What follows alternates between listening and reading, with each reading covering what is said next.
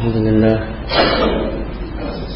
wassalatu wassalamu ala rasulillah wa ala alihi wa ashabihi wa man ihtada bihadihim ila yaumiddin, amma ba'd.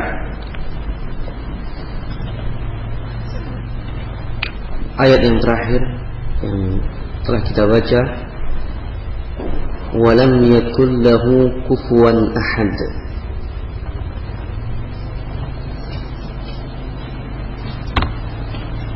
Ini adalah ta'kid, menguatkan bahwa Allah Subhanahu wa ta'ala tidaklah beranak atau memiliki anak, walam yulad, dan juga tidak diperanakkan, bukan sebagai anak.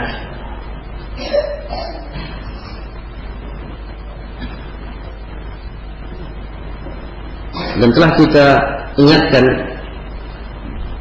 bahwa ayat ini membantah tiga golongan, Yahudi, Nasara, dan Al-Musyrikin, dengan berbagai sekte yang ada pada mereka. Maka ayat yang selanjutnya ini ta'kid, menguatkan.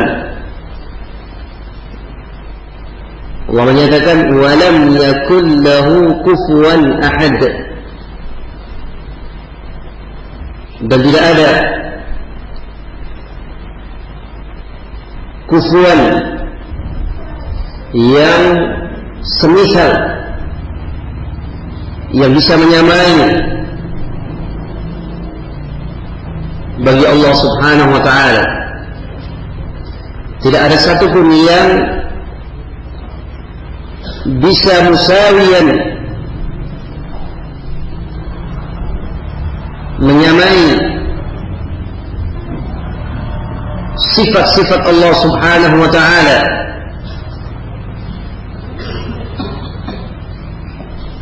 Dan tentunya bagaimana mungkin akan bisa menyerupai atau menyamai Allah dalam keadaan selain dari Allah adalah alam, selain dari Allah adalah alam.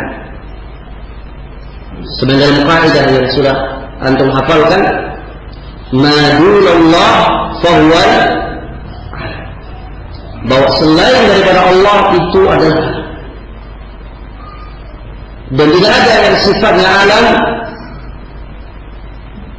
itu menyerupai atau bisa menyerupai, menyamai Allah Subhanahu wa ta'ala.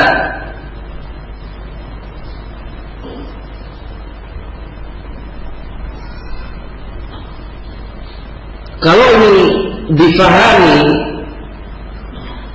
oleh orang-orang Jahmiyah,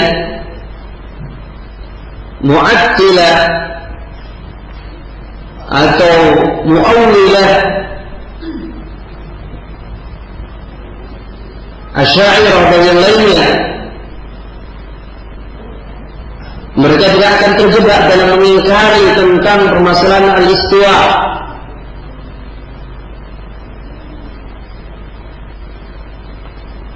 Sebagaimana contohnya,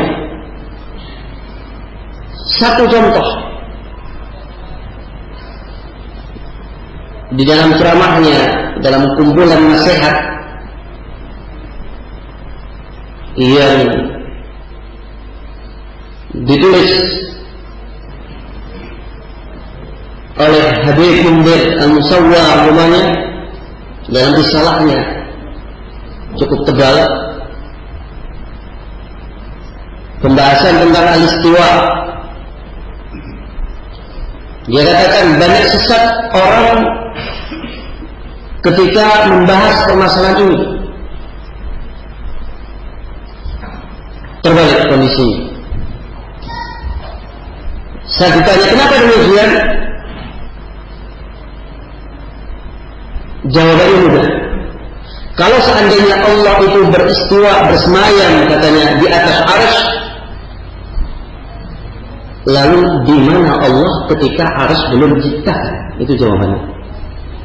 di mana arsy atau di mana Allah ketika arsy belum diciptakan. Ini adalah terjebak dia seakan-akan bahkan menarik hukum tentang suatu benda, kemudian Allah dikiaskan tentang suatu benda yang harus seperti ini. Makanya benar apa yang dikatakan oleh para ulama. Orang-orang Asy'ariyah itu awalnya mereka terjebak dalam tasybih. Kemudian setelah itu terseret kepada at-ta'wil secara buntu. Contohnya adalah tangan. Mereka pahami kalau Allah punya tangan, oh berarti tangannya seperti ini. Punya 5 jari, punya kuku, ya, ada kulitnya. Kalau panjang perlu dipotong, barakallahu fiik. Itu yang mereka jelaskan. Kemudian mereka memahami kalau keadaannya harus seperti ini, maka ini adalah muhal bagi Allah, tidak mungkin bagi Allah. Kalau tidak mungkin berarti harus ditakwilkan. Maka lari mereka kepada takwil, sehingga dirubahlah makna tangan menjadi kudrah, kekuasaan. Alasannya apa? Alasannya ingin supaya mereka bisa melakukan tanzihullah, mensucikan Allah. Karena kalau kita katakan Allah punya tangan, ini sama menyerupakan Allah dengan makhluknya. Sama menyerupakan Allah dengan makhluknya. Lalu bagaimana? Harus dipindahkan. Maka mereka artikan dengan kudrah. Yang sebenarnya kalau kita mengikuti logika mereka, maka mereka juga akan terjerembab dan pada akhirnya berada dalam sebuah kebingungan. Kita akan tanya kepada mereka, kudrah, kekuasaan, bukankah kudrah ini juga dimiliki oleh makhluk? Bukankah makhluk itu memiliki kekuasaan? Maka jawaban mereka apa? Pasti mereka akan menyatakan, oh beda, boleh sama secara nama. Kalau kekuasaan manusia atau makhluk itu sesuai dengan kondisinya, dia sebagai makhluk. Adapun kekuasaan Allah sesuai dengan kebesaran dan keagungan Allah. Maka kita katakan kepada mereka, kenapa kalian tidak katakan demikian yang berkaitan dengan apa? Tangan.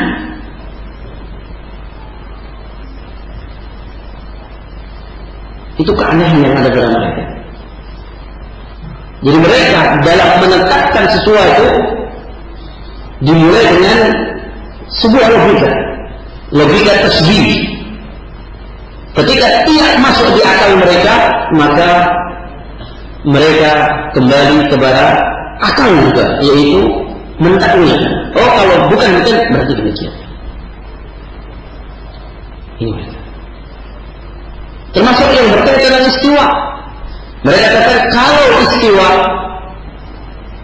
dikatakan Allah bersemayam di atas arsy, beristiwa di atas arsy, maka mereka lalu di mana Allah sebelum ada arsy? Ditambah lagi dengan jawaban berarti menunjukkan Allah membutuhkan kepada makhluk. Dan seorang muslim itu harus melakukan tanzih, pensucian Allah. Subhanallah. Allah dengan sifatnya dan segala sifatnya itu barakallahu fikum tidak membutuhkan apa yang mereka katakan sebagai hukum alam, tidak membutuhkan rumus-rumus manusia, tidak membutuhkan ketentuan basyariah manusia. Allah itu adalah Ahad. Satu saja mereka paham, Ahad. Cukup baginya untuk meyakini berarti istiwa Allah itu adalah bagian daripada sifat Allah, yaitu ulumullah. Apa kalian tidak meyakini di antara nama Allah itu Ali? Al-Ali, yaitu yang maha tinggi. Apa yang anda pahami tentang Al-Ali? Bukankah ketika seorang meyakini bahwasanya Allah itu Al-Ali, sudah terangkan oleh para ulama, ini berkaitan dengan ulumul dzat wa ulumul qahr, berkaitan dengan ulumul dzat, tingginya zat Allah subhanahu wa ta'ala, dan ulumul qahr, dan tingginya kekuasaan Allah subhanahu wa ta'ala, dan ketinggian Allah barakallahu fikum merupakan sifat zat Allah subhanahu wa ta'ala.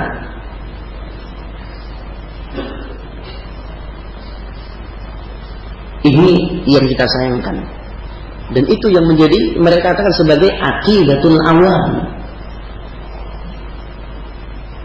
Makanya kalau balik kita bertanya, lalu gimana Allah? Jawabannya apa? Allah di mana-mana. Subhanallah.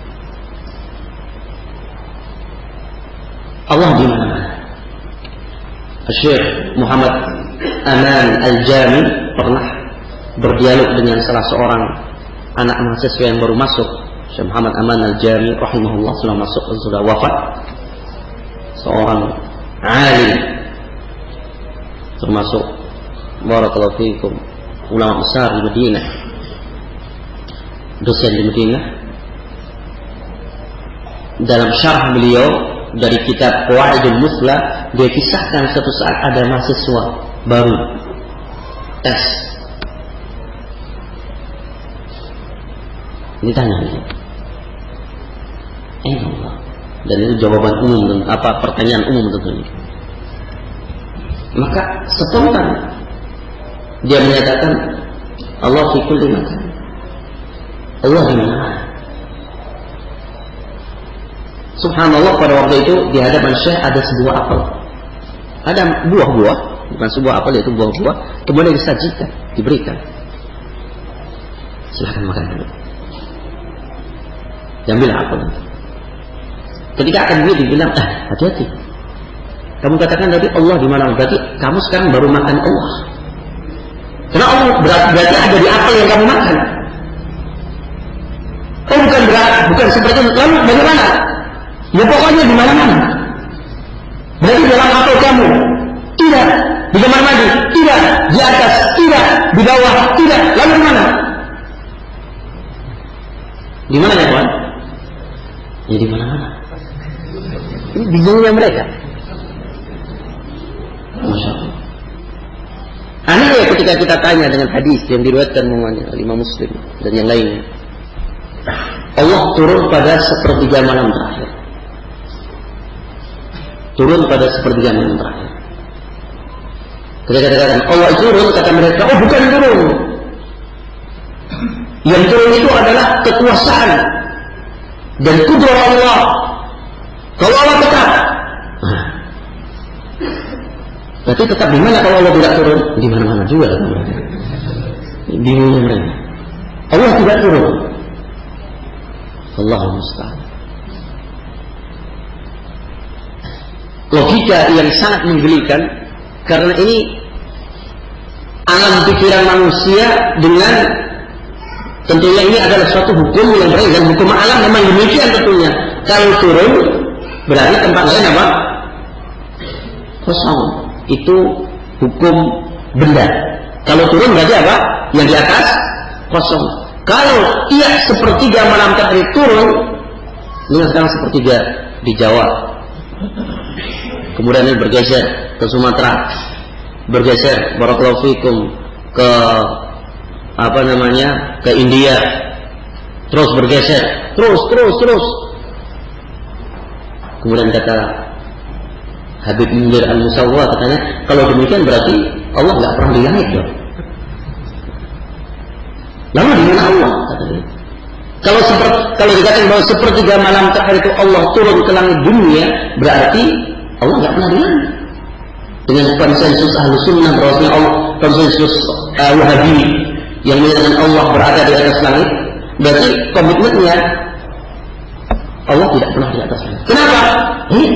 Sekarang katakan jam 3. Ini seperti jam malam terakhir. Nanti masuk ke belahan tengah, belahan barat. Subhanallah. Tidak paham dengan firman Allah, wa lam yakul lahu kufuwan ahad. Ya, kalau turunnya Allah sama dengan ahad, sama dengan benda, sama dengan makhluk, kita terima kaidah mereka. Tapi subhanallah amma yasifun. Allah itu sebagaimana yang Allah sifatkan, wa lam yakul lahu kufuwan ahad. Kita tetap yakin Allah benar-benar Allah turun. Nada ahli sama.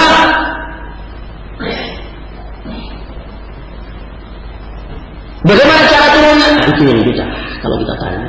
Sebagaimana jawaban siapa? Al-Imam Malik. Itu yang harus kita ingat.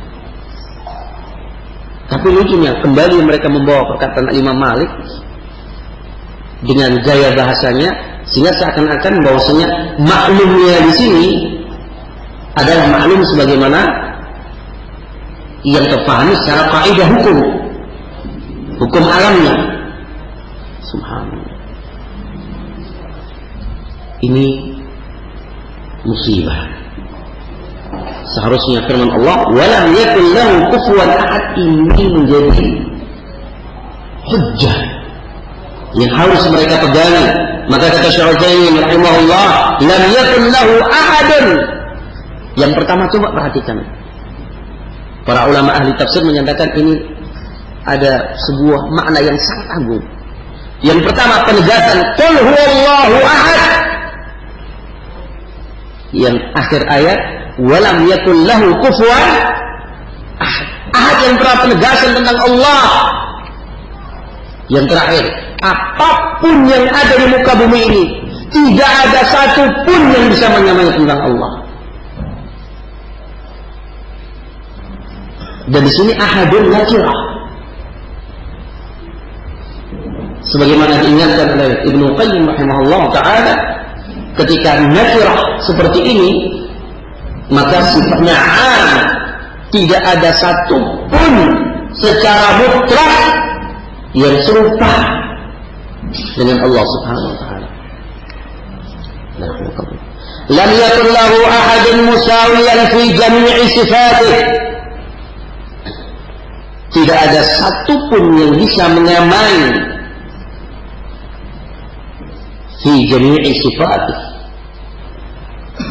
di dalam keseluruhan sifat Allah secara menyeluruh. Tidak ada satu pun makhluk yang bisa menyerupai. فنفى الله سبحانه وتعالى عن نفسه أن يكون والدا أو مولودا أو له مثيل. Ditegaskan oleh beliau di sini, Allah Subhanahu wa taala ingin menegaskan benar-benar Allah itu tidak beranak dan tidak pula ditanahkan. Walaysa lahu mathil, dan benar-benar tidak ada yang serupa dengan Allah Subhanahu wa taala. Seharusnya seperti ini menjadikan kita semakin rindu untuk melihat wajah Allah Subhanahu wa taala. Seharusnya demikian. Kita bertambah yakin tentang keagungan dan kesempurnaan sifat-sifat Allah. Apalagi Allah ingatkan, Allah itu adalah Jamilun. Allah adalah Jamil. Allah indah.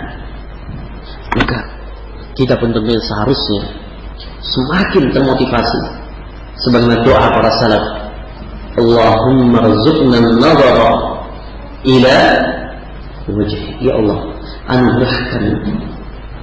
anugerahkan kepada kami agar mampu bisa melihat wajahmu. Dari sini barakallahu fikum dikatakan oleh Syaikhul kita akan bisa memahami apa yang diriwayatkan oleh Imam Bukhari.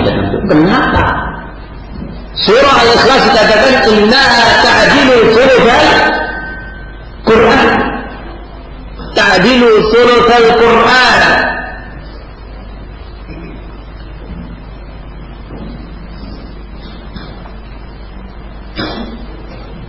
Sulus berapa ya Pak? Sepertiga. Seakan-akan menyamai daripada sepertiga Al-Quran.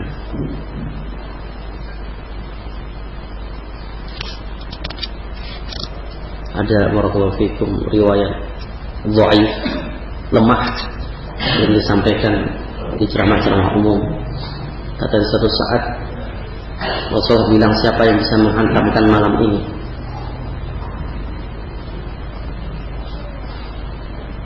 Maka kemudian mereka membaca Al-Quran. Adapun Ali bin Abi Thalib tidur.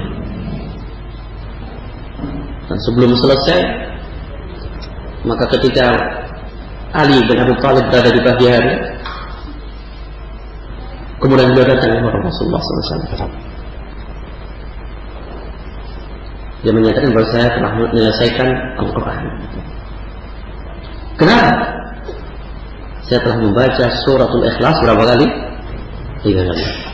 Berarti sepertiga plus sepertiga berapa? 1 kali. Sudah selesai. Bukan seperti itu. Maka ini pun juga diingatkan oleh Syaikhul Utsaimin. Ta'dil itu maknanya la takumu. Bukan berarti bisa menggantikan posisi daripada sepertiga Al-Quran. Bukan seperti itu. Maka sampai belum menukilkan tentang sabda Rasulullah Sallallahu Alaihi Wasallam dalam hadis yang diriwayatkan oleh Imam Bukhari tentang fadilah zikir.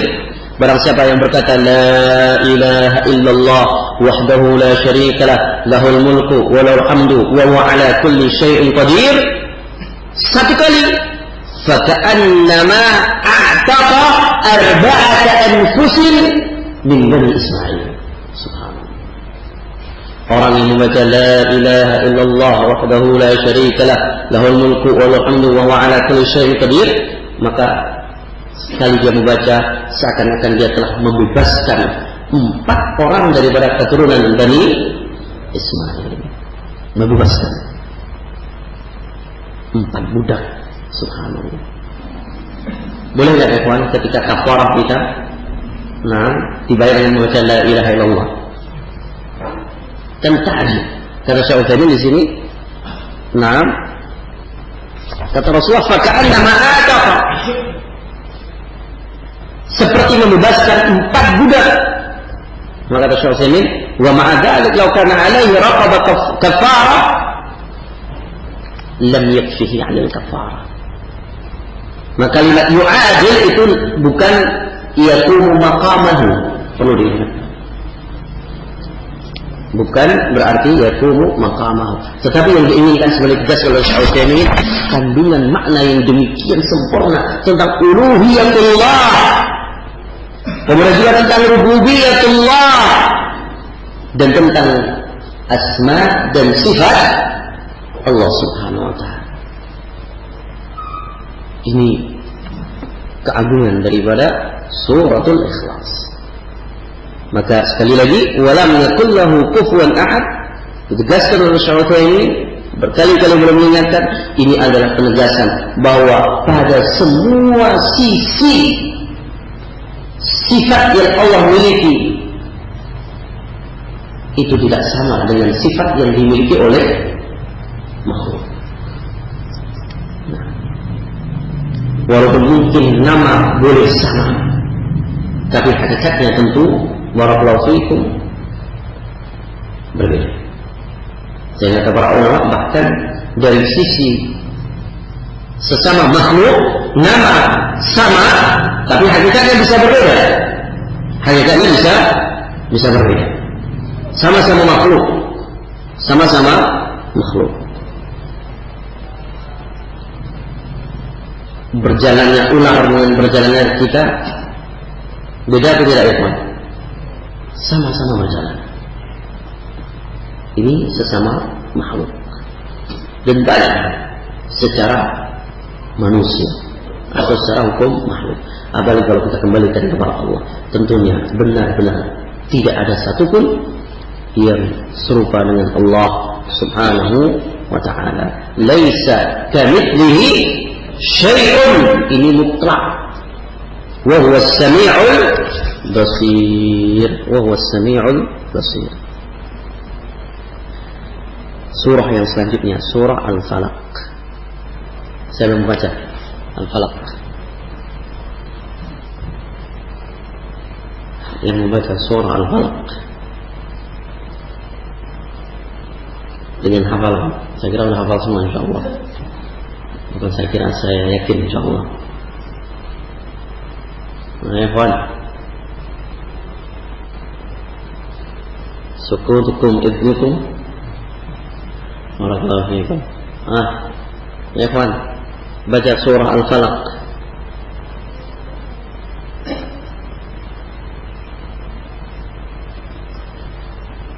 Siapa ya kawan? Tafadhal. Baca surah Al-Falaq. Coba aja tunjuk. Barakallahu fiik. Nah.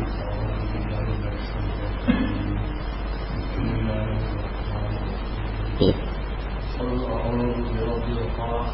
Iya.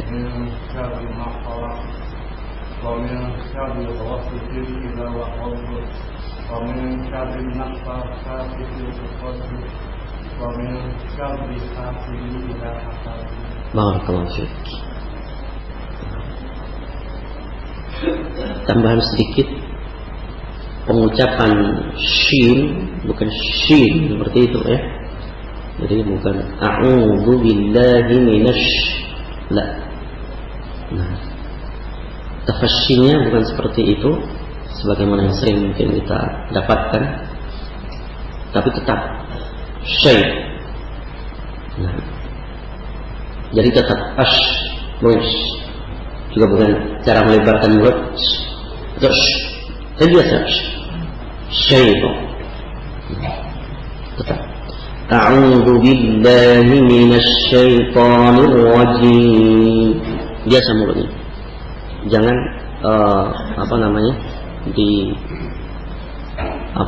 terlalu lebar.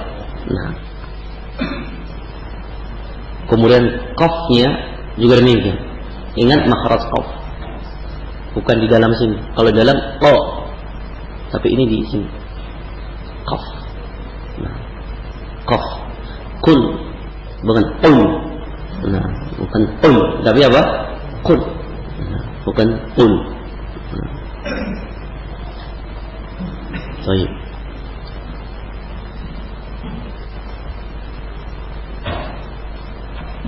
Surah ini ya ikhwah merupakan surah yang mulia dan kalau kita perhatikan tentang fadail, maka subhanallah cukup apa yang terjadi pada diri Rasulullah sallallahu alaihi wasallam menjadi motivasi bagi kita untuk selalu membacanya pada setiap hari. Karena di sini ada penjagaan. Ini bagian zikir yang hendaknya setiap hari kita baca. Dan perlu antum ingat sampai kata Rasulullah dalam hadis yang diriwayatkan oleh Imam Muslim, unzilat alayya al-laila suratun lam ara mithlahu qattun. Tadi malam diturunkan kepadaku satu surah, tidak pernah aku melihat satu surah itu seperti ini. Artinya mengingatkan bagaimana tentang seorang itu benar-benar beriltija kembali kepada Allah dalam permintaan, permohonan terhadap seluruh atas nama perlindungan.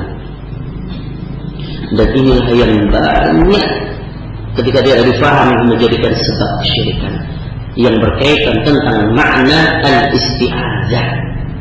Yang berkaitan tentang makna al-isti'adzah, sangat banyak orang terjerembab dalam kesyirikan karena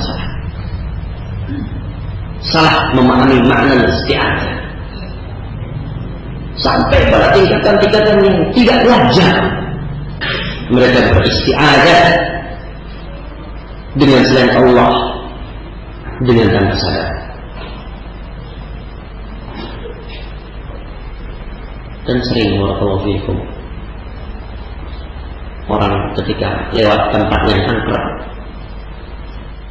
tugas malam semuanya, ronda malam, kemudian melewati tempat angker, terbersih dalam hatinya apa yang biasa dikatakan atau dinasihatkan neneknya, kamu kalau lewat situ bilang, tolong wahai yang ada di sini jangan ganggu saya. Teringat apa yang dikatakan neneknya pun akhirnya dia mengikuti sambil merinding, wajilat qulubuhum. Nah, dia menyatakan tolong yang di sini jangan ganggu saya, langsung lari. Subhanallah. Dari tingkatan seperti ini ya, pulang salat tarawih dalam keadaan baru bersujud saja kepada Allah. Ini penting, makna isti'adzah penting. Mari kata Rasulullah ini ketika turun, kata Rasulullah dalam hadis yang kita sebutkan, lam ara mislahu qattu. Biasa itu Rasul tidak pernah terganggu. Karena pernah ada seorang Yahudi, Nabi Ibn al-Aqsam, yang mengganggu Rasulullah Sallallahu Alaihi Wasallam dengan sihir. Dan hadis ini diingkari dalam keadaan sahih, masyhur, diingkari di kalangan Mu'tazilah, karena mereka tidak akan mungkin seorang Nabi terkena sihir. Itu yang pertama. Apa dalilnya? Wa ya'simuka minan nas. Allah itu menjaga kamu dari manusia. Kalau Nabi terkena sihir, berarti Allah tidak memberikan penjagaan. Mereka lupa apa yang telah diterangkan oleh para ulama salaf tentang satu sisi kesepakatan bahwasanya sihir yang mengenal Rasulullah Sallallahu Alaihi Wasallam itu tidak menimpa yang berkaitan tentang wahyu, tapi berkaitan tentang fisik Rasulullah Sallallahu Alaihi Wasallam yang mengganggu perasaan beliau, seakan-akan beliau telah melakukan itu tetapi belum melakukannya. Bukan berkaitan tentang wahyu. Dan itu bisa terjadi sebagaimana terjadi pada Nabi yang sebelumnya, Nabi Musa.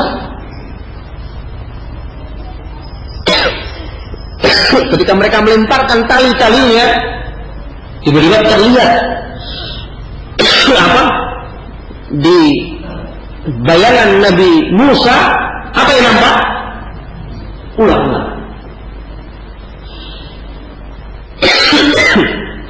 Maka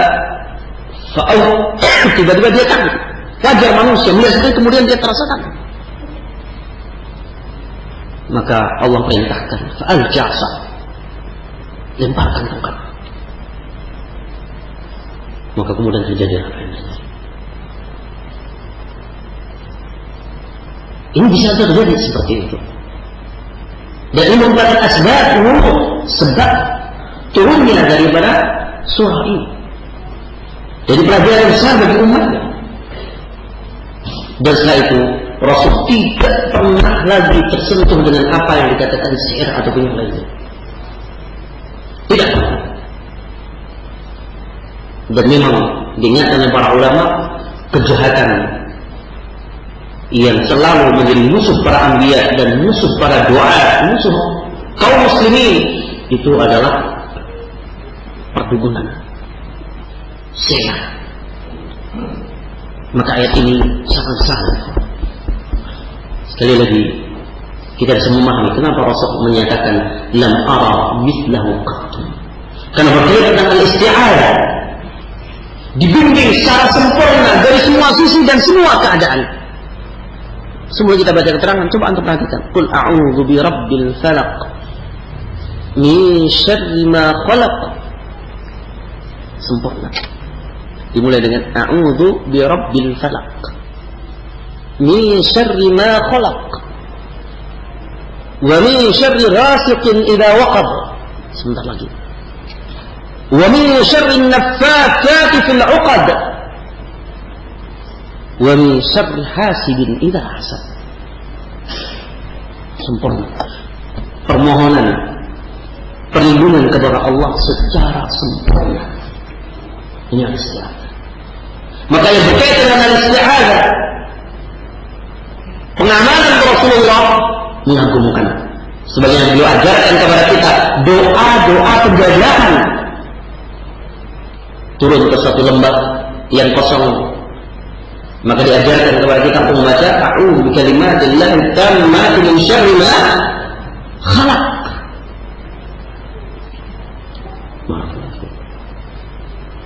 Masuk ke rumah kosong yang tidak berpenghuni, dia ingin beristirahat umpamanya, dibaca dalam komputer dan juga dalam akidah. Kita masuk dengan mengucapkan apa? Salam. Kalau dijawab kira-kira lari nggak ya, Pak? Ya, alhamdulillah mendoakan kebaikan berarti kan? Barakallahu fiik. Sebagaimana subhanallah, kadang-kadang fitnah yang demikian besar. Kalau bukan karena tauhid, berat kiranya.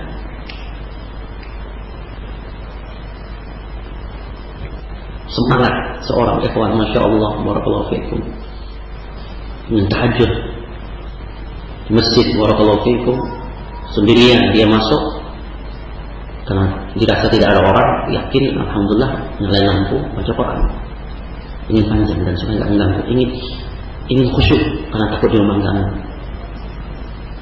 Sampai pada ayat ghairil maghdubi alaihim waladhdallin, serentak dia mendengar di belakangnya apa? Langsung lari. Barakallahu fiikum. Barakallahu fiikum. Dan nggak ada mungkin kalau ada di dalamnya mungkin jin muslim. Dan juga bisa berarti barakallahu mungkin jin yang mengganggu, bisa jadi. Sampai Syekh Muqbil itu mungkin ceramah, nasihat kepada jin agar jangan mengganggu. Nasihat kepada mereka. Dinasihatkan kepada mereka. Takutlah kalian kalau sebagai hamba Allah, posisikan kalian sebagai posisi kalian.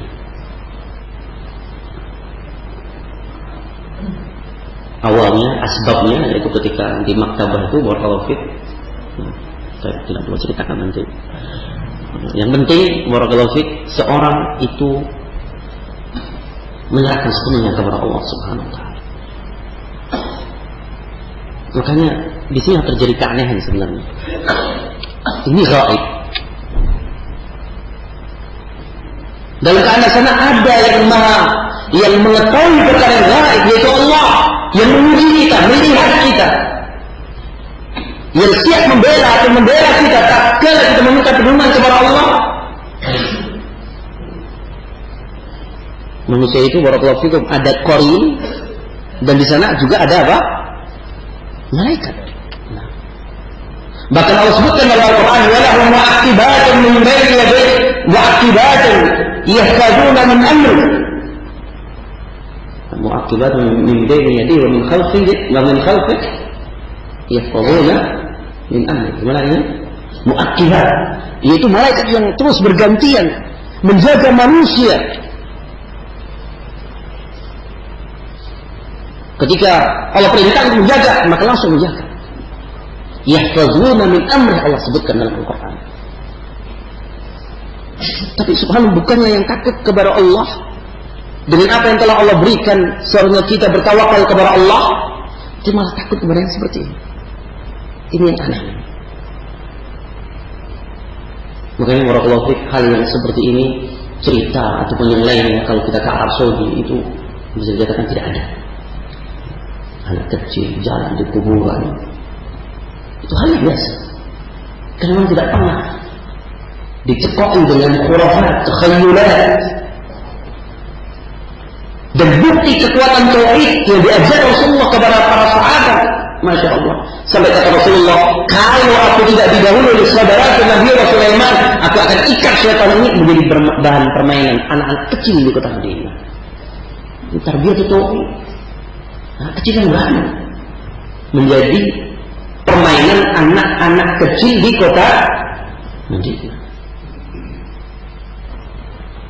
Masya Allah. Ini coba antum ingat kisah tentang bahwasanya ayat kursi itu memiliki fadha'il yang demikian mulia. Antara siapa? Abu Hurairah yang syaitan itu ada orang yang setiap datang ingin ngambil harta dari Baitul Mal, ditangkap. Baru ditangkap lagi sampai beberapa kali. Sampai akhirnya dia mengabarkan bahwa dirinya adalah syaitan.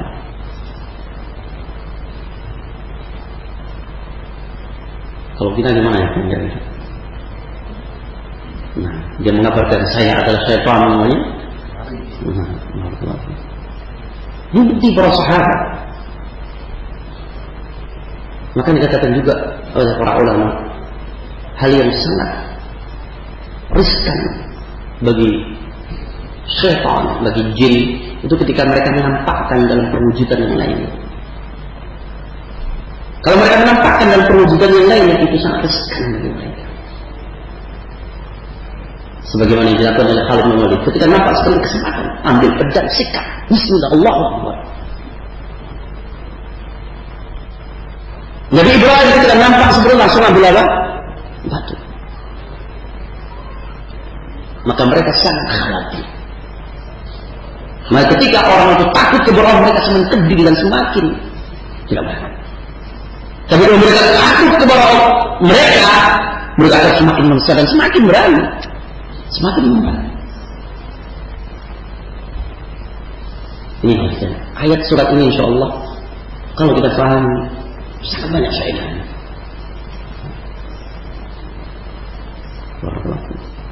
Jangan-jangan sudah 45 sudah merinding juga ya, Pak. Jangan ya, Pak. Insya Allah. Nah, buktikan seorang muwahhid berjalan, masya Allah, dengan kekuatan tauhidnya, yang mana Allah menyuruh untuk menjadikan syaitan sebagai musuhnya. Kalau kita takut kepada musuh, bagaimana? Inna syaitana lakum aduwwun mubin. Syaitan itu musuh yang nyata bagi kalian. Ini sudah Allah ingatkan. Kalau kita sudah takut, kenapa? Makanya dikatakan hal yang sangat-sangat aneh. Allah yang maha tahu, tapi kita tidak kembalikan kepada Allah. Allah yang melihat kita. Ini masya Allah. Dan insya Allah besok kita baca tentang tafsir surah Al-Ikhlas secara ringkas dari Mufti Syekh Utsaimin rahimahullah taala. Kurang lebihnya mohon maaf. Subhanakallahumma wa bihamdika asyhadu an la ilaha illa anta astaghfiruka wa atubu ilaik. Assalamualaikum warahmatullahi wabarakatuh.